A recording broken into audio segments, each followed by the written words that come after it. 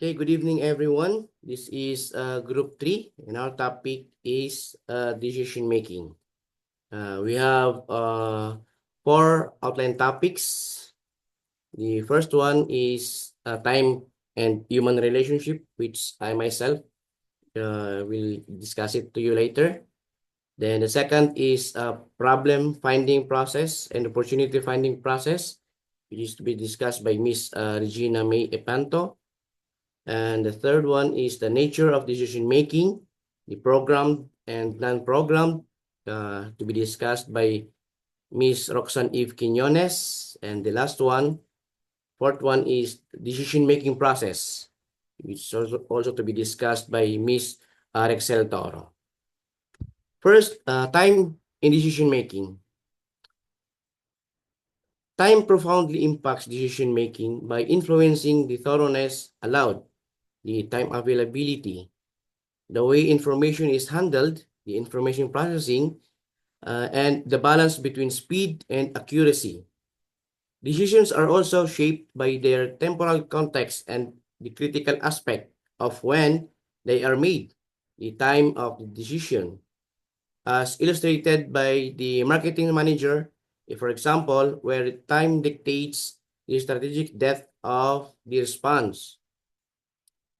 And however, the human relationships significantly shape decision making, especially in groups. Positive relationships foster information sharing, diverse perspectives, collaboration, and participation, leading to a greater buy-in.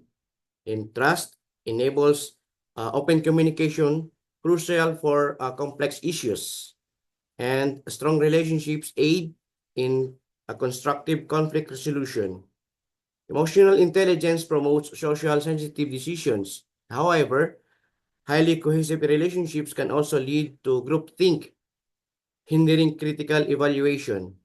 Example of software selection illustrates how positive relationships yield inclusive and supported decisions, while negative ones can lead to suboptimal outcomes due to suppressed input and power imbalances.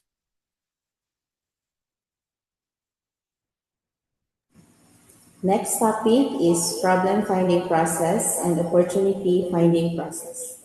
The problem finding process is the proactive identification of issues requiring decisions. It begins with environmental scanning to detect potential problems and identifying deviations from expected outcomes. The next crucial step is defining the problem clearly by understanding its scope and impact through key questions. Finally, analyzing the problem delves into the root causes, often using data and investigative techniques rather than just addressing symptoms. The examples provided illustrate this process in a restaurant setting, the development of the Pag-ibig app to address service access issues, and an LGU's response to slow road accident emergency response. The opportunity finding process proactively seeks avenues for growth and competitive advantage. It starts with environmental scanning focused on emerging trends and unmet needs, leading to identifying potential areas for innovation or expansion. Clearly defining the opportunity, including its benefits and strategic alignment, is crucial. Finally, evaluating the opportunity assesses its feasibility, attractiveness, and associated risks and rewards. The examples illustrate this with an online bookstore entering the Filipino audiobook market, a barangay providing affordable internet, and the GSIS app enhancing member services. Unlike problem-finding process, which addresses existing issues, opportunity finding process aims to create new value and a more desirable future.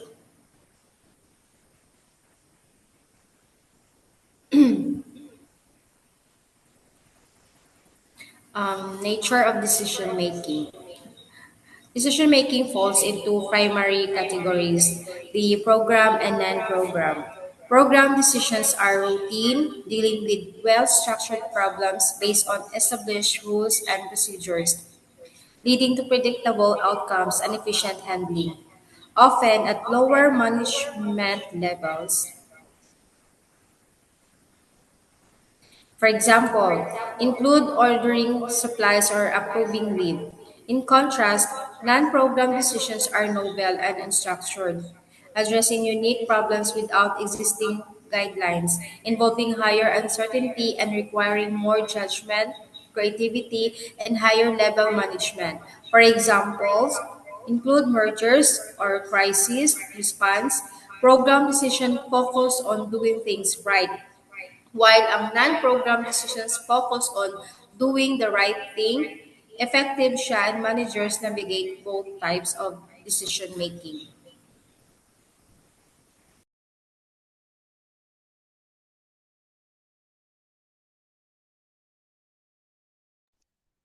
Decision-making process is the process of selecting the best action from available choices involving information gathering, evaluation, and solution implementation.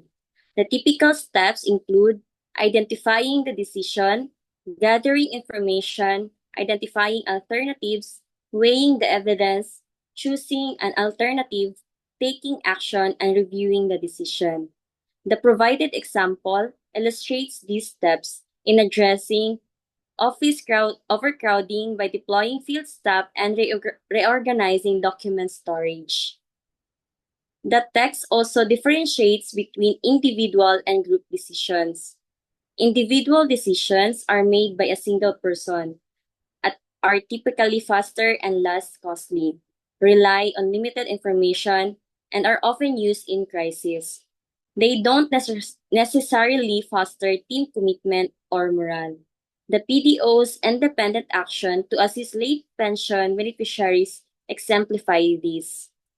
Group decision making involves multiple individuals with the shared goals, are more time-consuming and costly, utilize more extensive information, and are suitable when time permits.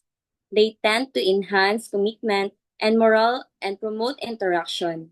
The LGU Coronadal's collaborative approach to social pension payout planning demonstrates a group decision. Thank you for your time and attention. I hope this presentation helped you understand decision making better. Good decision come from clear thinking and right information. Thank you and good evening. Thank you.